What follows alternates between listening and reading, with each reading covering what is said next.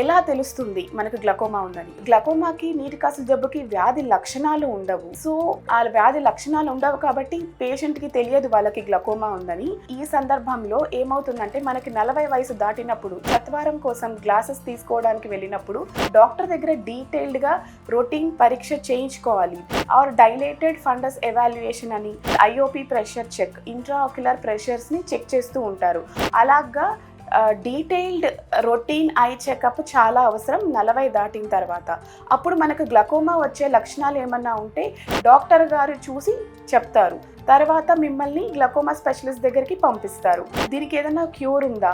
గ్లకోమాకి permanent cure అంటే శాశ్వత పరిష్కారం అంటూ ఏమీ లేదు. ఇంట్రాఆక్యులర్ ప్రెషర్ కంట్రోల్ చేసి నరం డ్యామేజ్ అవ్వకుండా కాపాడుకోవడానికి చుక్కల మందులు ప్లస్ సర్జరీస్ చాలా ఉన్నాయి. ఆ ఆప్షన్స్ అన్నీ కూడా మీ డాక్టర్ని సంప్రదించి మీరు తెలుసుకోవచ్చు.